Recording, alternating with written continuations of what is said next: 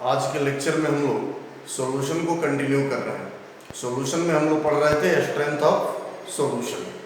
ठीक है, एक बात फिर से आपको याद दिला देना चाहते हैं कि वीडियो रिकॉर्डिंग के दौरान अगर एक पार्ट में नहीं रिकॉर्ड होकर सेल्फ कैमरा एडजस्टमेंट दो पार्ट में हो जाए, वीडियो को कैमरा एडजस्ट कर देता है दो पार्ट में।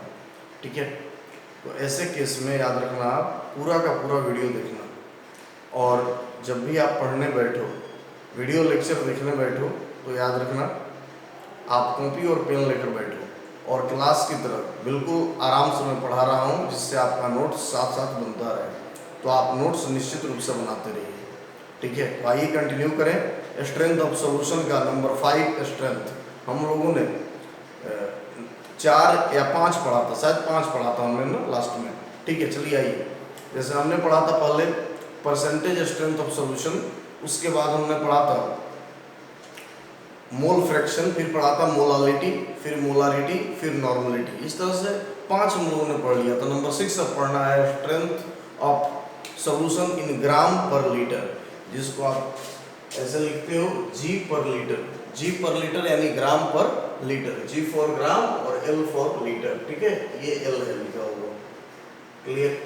अब देखो, ग्राम पर लीटर इक्वल टू होता है, नेम से क्लियर करो, ग्राम पहले है और पर लीटर यानी लीटर नीचे है, वॉल्यूम नीचे है।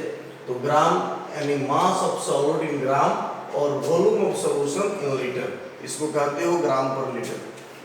अगर मास ऑफ सॉल्यूट ग्राम में दिया हो लेकिन वॉल्यूम ऑफ सॉल्यूशन मिलीलीटर में दे दे, तो हमने सिखाया है जब भी मिलीलीटर में देगा तो ऊपर में क्या करोगे, 1000 से मल्टीप्लाई कर देना, क्योंकि स्टैंडर्ड यूनिट जो है डेफिनेशन में हमारा जो यूज है वॉल्यूम का, वो क्या है, लीटर है। ठीक है, जब भी ml में देगा तो ऊपर से 1000 से मल्टीप्लाई कर दोगे तो हो जाएगा ये ml तुम्हारा अल्टीमेटली लीटर। क्लियर हो गया? तो mass of solute in gram bye volume of solution in ml into 1000। Clear? चलो जल्दी से इसको नोट कर लो।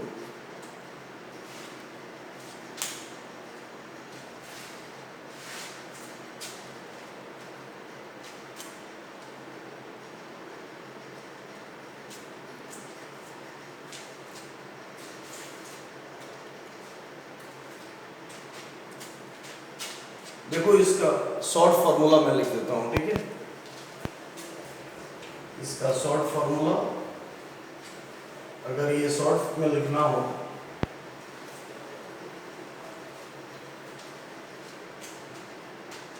तो हम लोग इसे कैसे लिखेंगे?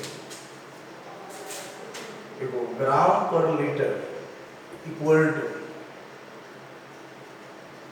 मास of solute in gram in G for gram। ठीक है, and volume of solution in litre. ठीक है, देखो यहाँ W है मास ऑफ सॉल्यूट इन ग्राम और V है volume of solution in litre. देखो, ग्राम पर litre equal to W into 1000 by volume of solution in ml। ये शॉर्ट फार्मूला हुआ जो हमने ऊपर में वर्ड में लिखा था, और ये शॉर्ट फार्मूला। ठीक है,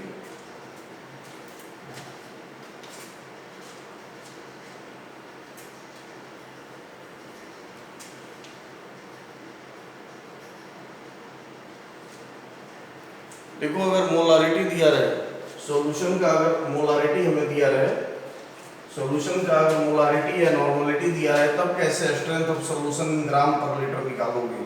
देखो, ग्राम पर लीटर इक्वल टू होता है molarity of solution into molecular weight of solute. याद करो, कैपिटल M से हमने लिखा था मोलारिटी ऑफ सॉल्यूशन, और MA यानी मोलिकुलर वेट ऑफ सॉल्यूट। ऐसे ही ग्राम पर लीटर इक्वल टू नॉर्मलिटी के केस में normality of the solution into equivalent number of gram equivalent जो लेते थे, याद करो, नंबर ऑफ ग्राम इक्विवेलेंट लेते थे। तो यहाँ पर ग्राम इक्विवेलेंट के बदले, जैसे यहाँ पर देखो मोलारिटी है तुम्हारे पास, तो यहाँ हमने क्या लिया, मोलारिटी मोलिकुलर मास, ऐसे ही अगर नॉर्मलिटी है तो फिर क्या लेंगे हम, यहाँ पर लेंगे equivalent weight of solute. Normality में यूज करते थे ना ग्राम इक्विवेलेंट वेट, आपको याद आ रहा होगा। ठीक है, थोड़ा सा इस वीडियो में गैप हो गया आपका लास्ट आज की वीडियो में, लेकिन आज के बाद फिर से हम लोग कंटिन्यू करेंगे। ठीक है, देखो ग्राम पर litre equal to molarity into molecular weight of solute, वैसे ही ग्राम पर litre equal to normality into equivalent weight of solute. यानी इक्विवेलेंट वेट ऑफ सॉल्यूट का नहीं भी दिया रहेगा तो आप निकाल लेना, क्वेश्चन में हम बताएंगे फिर से इसको आप। ठीक है, ऐसे ही अगर परसेंटेज वेट बाई वेट दिया रहे, देखो परसेंटेज वेट बाई वेट अगर दिया रहे तो ग्राम पर लीटर कैसे निकालोगे, तो ग्राम पर litre of solution equal to, यहाँ पर देखो परसेंटेज वेट बाई वेट, अगर सॉल्यूशन का strength percentage weight by weight में दिया रहे तो percentage weight by weight into D यानी डेंसिटी ऑफ सॉल्यूशन इनटू 10, ये तुम्हें दे देगा ग्राम पर लीटर। ऐसे ही ग्राम पर litre equal to percentage weight by volume, यदि सॉल्यूशन का वेट बाई वॉल्यूम दिया रहे तो percentage W by V into 10। देखो clear,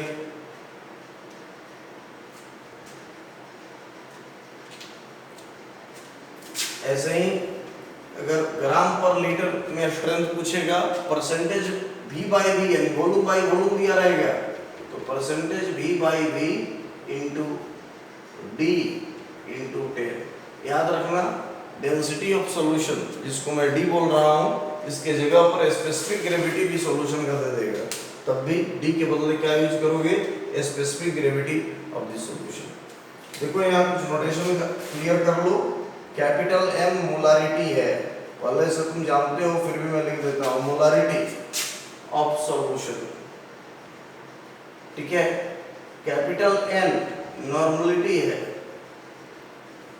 normality of solution. Ma molecular mass of solute. ठीक है, और E क्या है,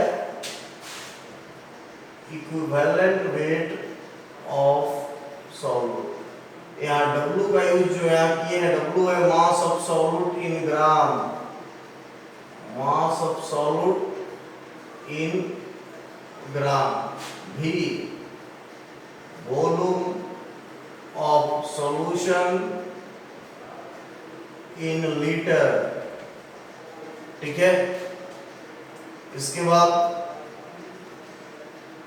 देखो यहाँ D small d density of solution. अगर percentage weight by weight strength दिया रहेगा तो डेंसिटी सॉल्यूशन का निश्चित रूप से गिवन होगा। यदि एक्वस सॉल्यूशन है, सॉल्यूशन मेंशन नहीं है या फिर मेंशन भी है और एक्वस सॉल्यूशन लिखा हुआ है तो डेंसिटी ले लेना है 1 ग्राम पर ml। एक्वस सॉल्यूशन की डेंसिटी आप जानते हो।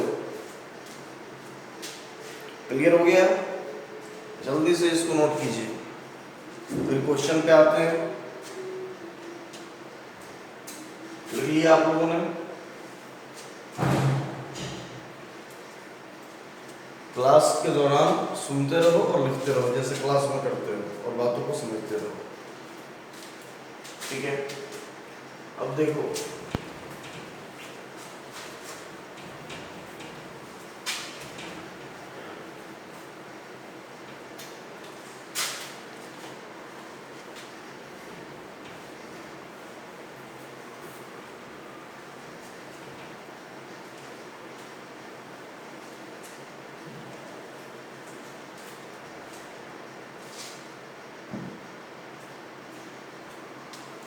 क्लियर हो गया।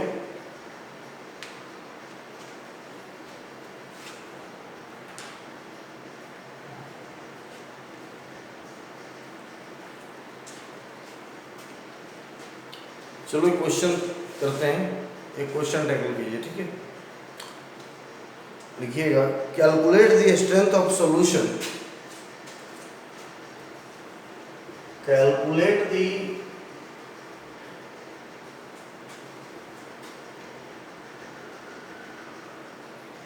Strength of solution in gram पर लीटर।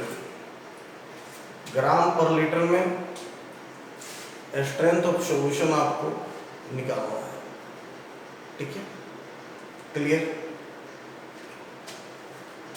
सॉल्यूशन जो दिया हुआ है 0.5 मोलर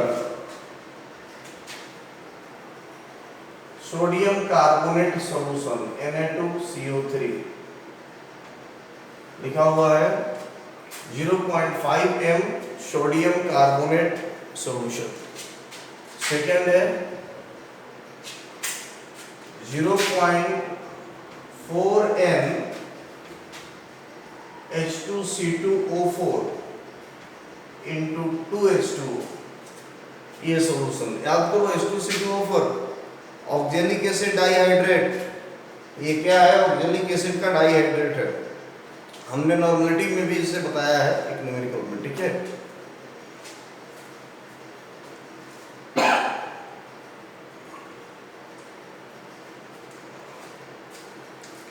क्लियर हो गया? अब आप हमें बनाना है इस क्वेश्चन को, चलो स्टार्ट करो जल्दी।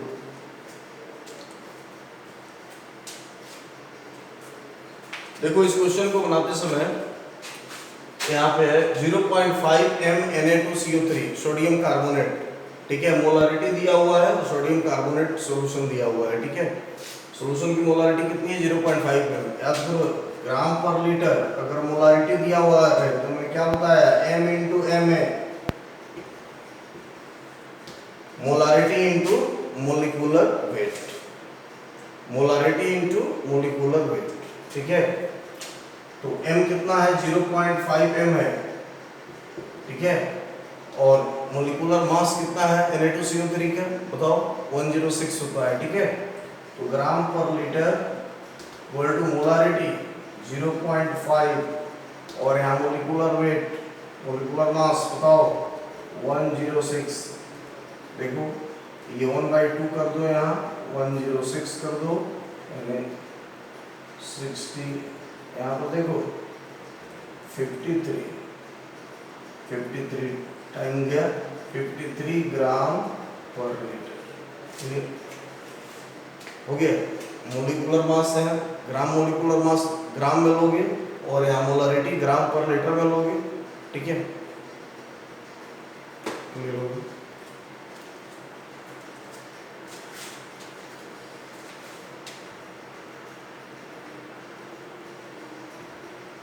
नेक्स्ट है 0.4 n कार्बोक्सिलिक एसिड डाइहाइड्रेट। इस क्वेश्चन में देखो नॉर्मलिटी दिया हुआ है, तो नॉर्मलिटी इनटू क्या बताया हमने? Equivalent weight. तो इसका इक्विवेलेंट वेट जाकर लास्ट लेक्चर में देखना बताया हुआ है नॉर्मलिटी वाले केस में, ठीक है। इसका इक्विवेलेंट वेट हमने बताया है, क्लियर। इसका मोलिकुलर मास 163 होता है, ठीक है, 163 होता है मोलिकुलर मास। और बेसिसिटी का इसका, ठीक है, ऑक्जेलिक एसिड डाइहाइड्रेट की बेसिसिटी 2 होती है। तो molecular mass by basicity equal to equivalent weight, यानी 126/2 करोगे तो 63 हो जाएगा इसका इक्विवेलेंट वेट, ठीक है। तो ग्राम पर लीटर, यहाँ पर देखो नॉर्मलिटी है 0.4, जल्दी बनाओ, खुद से बनाओ, और यहाँ ले लो 63। सिर्फ ऑक्जेलिक एसिड देता है तो 45 इक्विवेलेंट वेट होता है, क्योंकि डाइहाइड्रेट यहाँ से हट जाएगा। सिर्फ इसका मोलिकुलर मास हमको लेना पड़ेगा, ठीक है ना। तो इसका मोलिकुलर मास 90, बेसिसिटी 2। डाइहाइड्रेट भी हो गया तो बेसिसिटी चेंज नहीं होगा, बेसिसिटी उतना ही होगा, ठीक है। जल्दी बनाओ।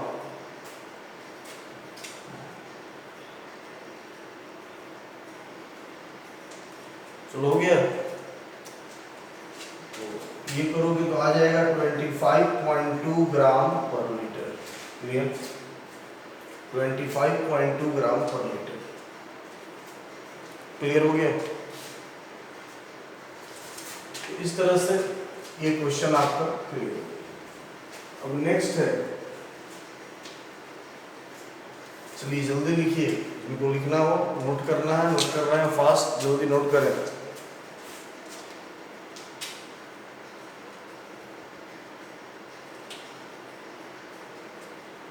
हो गया। Next number 7, parts per million ppm, ये ppm पार्ट्स पर मिलियन। देखो इसे कैसे डिफाइन करोगे, लिखो जल्दी इसका definition. It is defined as the parts of solute per million parts of the solution। ठीक है, पार्ट ऑफ सॉल्यूट बोले हैं तो पार्ट ऑफ सॉल्यूट का क्या मतलब हुआ, part by mass, part by volume, दोनों हो सकता है। ठीक है ना, तो हम कह सकते हैं कि mass of solute by total mass of solution into 10 to the power 6। Why 10 to the power 6? 1 million equal to होता है 10 टू द पावर 6। 1 मिलियन को अगर 10 के पावर में लिखोगे तो 10 टू द पावर क्या लिखते हो, 6। ठीक है, पार्ट्स पर मिलियन नाम से ही क्लियर है, याद करो। जैसे परसेंटेज स्ट्रेंथ को हम डिफाइन करते थे 100 पे, वैसे ही पर मिलियन यानी पर मिलियन पे डिफाइन होगा 10 टू द पावर 6 पे। तो ppm याद रखना, parts per million equal to, अगर मास के टर्म में लिखोगे तो mass of solute by total mass of solution into 10 to the power 6। याद रखना, मास ऑफ सॉल्यूट जिस यूनिट में लोगे सॉल्यूशन का मास भी उसी यूनिट में लेना होगा। अगर वॉल्यूम के टर्म में लेना होगा तो फिर वॉल्यूम के टर्म में भी ये डिफाइन हो जाएगा। ठीक है, लेकिन जनरली हम लोग क्वेश्चंस में मास के टर्म में डिफाइन होता है, mass of solute by total mass of solution into 10 to the power 6। Clear हो गया?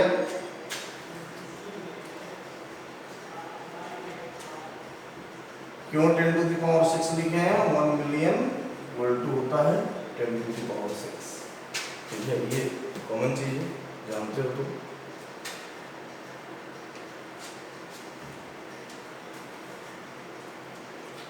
अब एक क्वेश्चन लिखो, क्वेश्चन से और क्लियर होगा।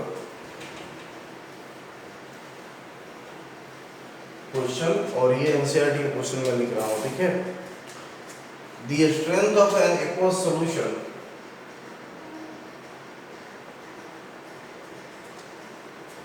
the strength of an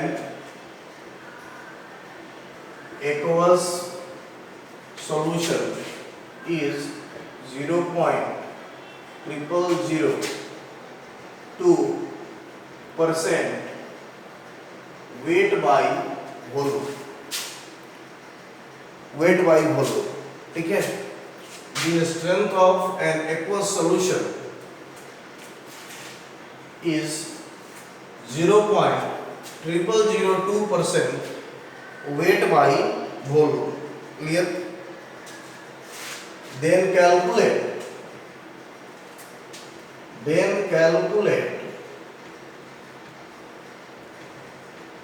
the strength of solution in ppm, parts per million. एक सॉल्यूशन है जिसका वेट बाय वॉल्यूम दिया हुआ है। ठीक है, आपको इसे कन्वर्ट करना है ppm। क्लियर? निकालिए सबसे पहला काम, ppm इक्वल टू बताओ mass of solute by mass of solution into 10 to the power, हम क्या लिख लेंगे यहाँ पे 6। क्लियर? जल्दी लिखो।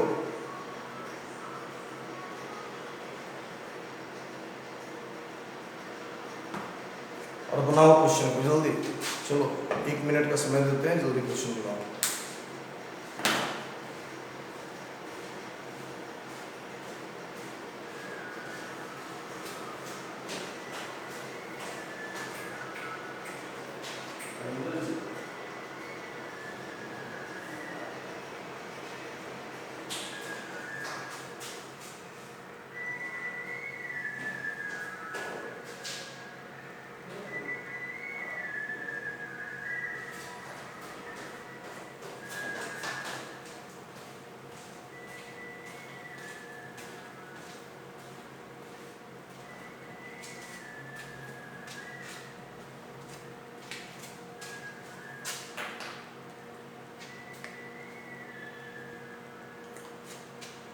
बन गया। अब पार्ट्स पर मिलियन, क्लियर हो गया। अब देखो मास ऑफ सॉल्यूट कहां से लाओगे? मास ऑफ सॉल्यूट दे रहा है क्वेश्चन में, यहां पर देखो गिवन स्ट्रेंथ है क्वेश्चन का, ये गिवन है क्वेश्चन में, ये दिया हुआ है, ये क्वेश्चन में गिवन है 0.002% वेट बाय वॉल्यूम। यहां से मास ले लो। अगर मान लो 10% वेट बाय वॉल्यूम दिया हुआ रहता है तो हम क्या समझते हैं कि 10 gram solute is present in 100 ml solution. ऐसे ही यहां से, ठीक है, वेट ऑफ सॉल्यूट ले लो या मास of solute. Mass of solute यहां क्या हो जाएगा? देखो 0.002% ग्राम, ठीक है। इसे आप लिख सकते हो ना 2 × 10⁻⁻4 ग्राम। देखो यहां से ये लिखा जा सकता है 2 × 10⁻⁻4 ग्राम। ऐसे ही मास ऑफ सॉल्यूशन। अब मास ऑफ सॉल्यूशन की बात करो तो देखो यहां से लिखा जा सकता है वॉल्यूम ऑफ सॉल्यूशन 100 ml, ठीक है। 100 ml वॉल्यूम ऑफ सॉल्यूशन को लिख सकते हो। जैसे 10% हमने सिखाया वेट बाय वॉल्यूम होता है कहीं लिखा हुआ, तो 10 ग्राम सॉल्यूट हम लोग लेते हैं और वॉल्यूम ऑफ सॉल्यूशन 100 ml लेते हैं, ठीक है। तो एक्वस सॉल्यूशन है यहाँ पर, तो एक्वस सॉल्यूशन का वॉल्यूम 100 ml, तो हमने बताया है कि एक्वस सॉल्यूशन के केस में जितना उसका वॉल्यूम होगा ml में उतना ही उसका मास होता है ग्राम में, ठीक है। तो यहाँ से क्लियर है मास ऑफ सॉल्यूशन 100 ग्राम। और फॉर्मूला पे रख दो यहाँ ppm इक्वल टू, देखो मास ऑफ सॉल्यूट तुम्हारे पास आ गया 2 × 10⁻⁻4 ग्राम इनटू, ठीक है, 10⁻6, ये फार्मूला का पार्ट है 10⁻6। मास ऑफ सॉल्यूशन 100 ग्राम, ठीक है, 100। तो देखो ये जो 100 है इसको 10⁻2 लिख ले हम यहाँ, कोई दिक्कत नहीं होना चाहिए। अब देखो यहाँ ये 10⁻⁻4, ये 10 नीचे में है 2, ऊपर में जाएगा तो ये भी माइनस में हो जाएगा 10⁻4 और ये -2, यानी ऐड हो जाएगा 10 यहाँ पर देखो मैं लिख देता हूँ 2 × 10⁻6 × 10⁻6 हो जाएगा। यहाँ देखो तो ये और ये कैंसिल हो जाएगा 2 ppm आपका आंसर, ठीक है।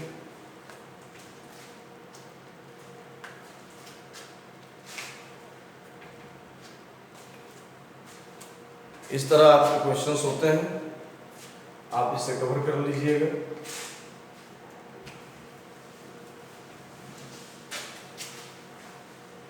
देखो कुछ सॉल्यूशन में जो शुरू के पार्ट हैं जैसे स्ट्रेंथ ऑफ सॉल्यूशन, इसको 11th में भी पढ़ना है और 12th में भी पढ़ना है, ठीक है। और जेईई नीट में तो 11th 12th दोनों से कॉमनली क्वेश्चन होते हैं। तो कुछ चीज़ें हमने पढ़ाया है मूल कंसेप्ट में, लेकिन मूल में उसका एप्लीकेशन कम है और यहाँ पे ये बहुत डिटेल है। तो खासकर फाउंडेशन बैच में मूल में मैं जो पढ़ाता हूँ वहाँ पे जितना अप्लाइड पार्ट है वहाँ मूल में उतना मैं पढ़ा देता हूँ, लेकिन 12th में और टारगेट बैच में नीट और जेईई की जो बैचेज होते हैं उसमें डिटेल पढ़ाई होती है, क्योंकि ये 12th में डिटेल पढ़ना है और नीट और जेईई में तो मूल से ही मैं डिटेल पढ़ाने लगता हूँ, ठीक है। जो लोग हमसे फाउंडेशन में 11th पढ़े हो उनको ये मैंने पहले भी पढ़ाया है बहुत सारी चीज़ें, एक बार अच्छा रिवीजन तुम्हारा हो जाएगा और उसके अलावा बहुत डिटेल भी कर रहा हूँ, ठीक है। अब देखो नेक्स्ट,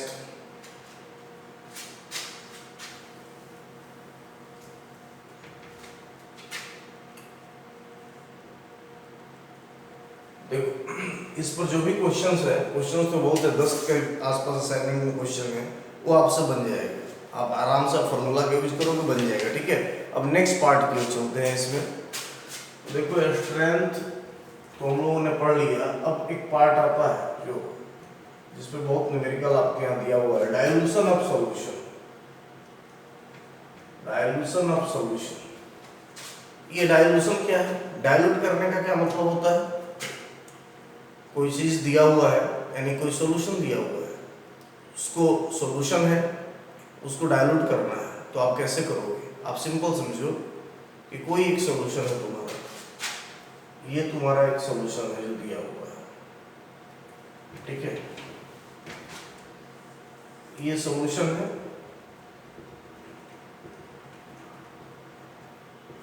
ये एक सॉल्यूशन है जिसका आप स्ट्रेंथ जानते हैं, यानी आपके पास ये पहले से मौजूद है, ठीक है।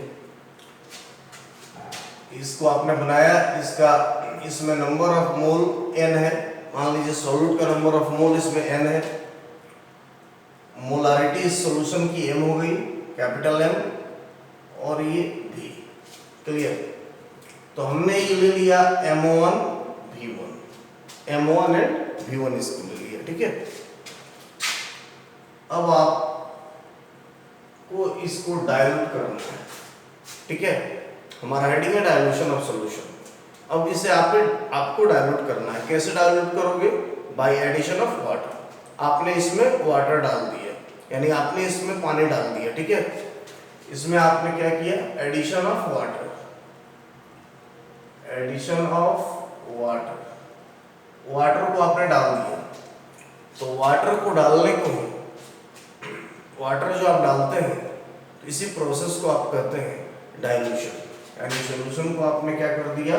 डाइल्यूट कर दिया, डाइल्यूशन ऑफ सॉल्यूशन। अब एक फिर नया सॉल्यूशन बन जाएगा, क्योंकि इसके वॉल्यूम क्या हो जाएगा? इसका चेंज हो जाएगा, ठीक है, एक और सॉल्यूशन का। अब एक दूसरा आपने सॉल्यूशन बना लिया गिवन सॉल्यूशन से, ठीक है। अब देखो, सॉलिड में कोई चेंजिंग नहीं कर रहे हैं, सॉलिड में कोई चेंजिंग हम नहीं कर रहे हैं, जितना नंबर ऑफ मोल है सॉलिड का उतना ही है। सॉलिड आप नहीं डाल रहे, तो यहाँ नंबर ऑफ मोल सॉलिड नहीं रहेगा। अब वॉल्यूम हो गया V2, वॉल्यूम बदल गया, तो नेचुरली मोलारिटी क्या हो जाएगा? सॉल्यूशन का चेंज हो जाएगा, यहाँ हो जाएगा ये M2, क्लियर हो गया। तो यहाँ पर देखो, अगर नंबर ऑफ मोल की बात करो आप, तो देखो मोलारिटी जनरल फार्मूला होता है, यहाँ मैं लिख देता हूँ, molarity equal to number of mole of solute by volume of solution in litre होता है। तो नंबर ऑफ मोल अगर यहाँ से निकालना हो तो कैसे निकालते हो? Molarity into volume of solution निकालते हो। तो यहाँ n इक्वल टू कितना हो जाएगा? यहाँ पर देखो, अगर n की बात करो तो M1 V1 हो जाएगा। यहाँ n इक्वल टू कितना होगा बाबू? M2 V2 हो जाएगा। ड्यूरिंग डाइल्यूशन आपने क्या किया? सिर्फ आपने पानी मिलाया, ठीक है, वाटर को ऐड किया। डाइल्यूशन के दौरान आपने वाटर को ऐड किया, लेकिन सॉल्यूट को तो आपने वैसे ही अनचेंज्ड रखा। तो याद रखना, during the course of dilution of solution the number of moles of solute remains unchanged. Clear हो गया? तो यहाँ पर देखो, यहाँ n equal to M1 V1 और यहाँ n equal to M2 V2। तो इस दोनों इक्वेशन को जब आप इक्वेट करोगे तो हो जाएगा M1 V1 equal to M2 V2।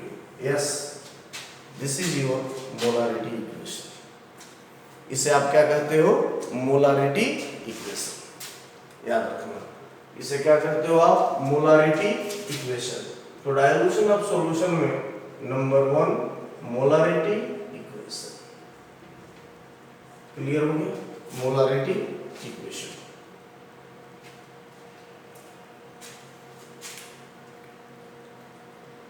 फिर से समझ लो, कोई सॉल्यूशन है जो आपने पहले से बनाया है, उसका स्ट्रेंथ आप जानते हो, कोई या कोई सॉल्यूशन आपको गिवन हो जाए, दे दिया जाए, जिसका number of mole of solute, molarity और वॉल्यूम आप जानते हो।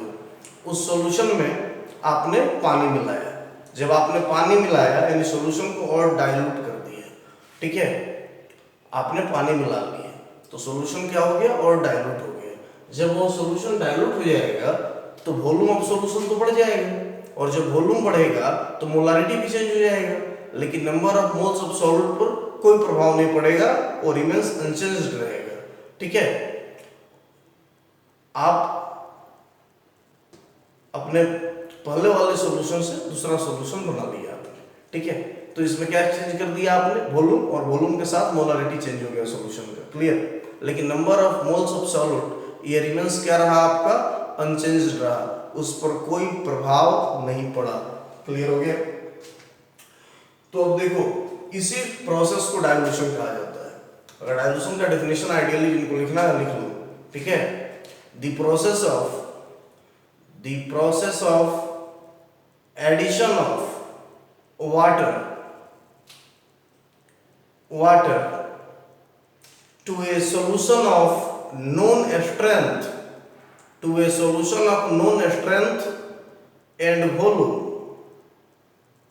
to make a new solution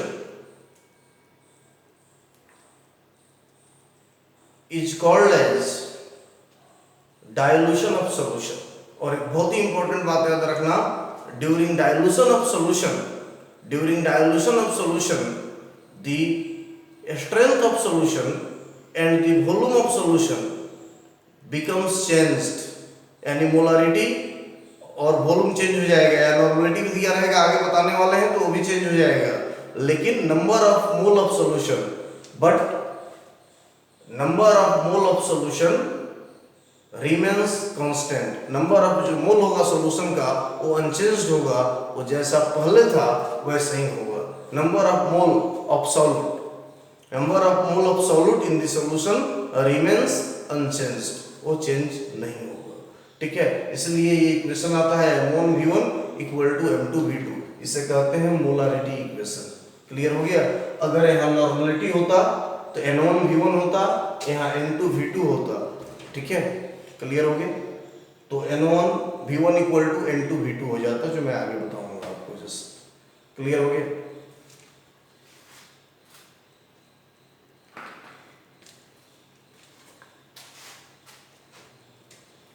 इसे आप लिख लो मोलारिटी इक्वेशन, इस इक्वेशन को कहोगे मोलारिटी इक्वेशन, क्लियर।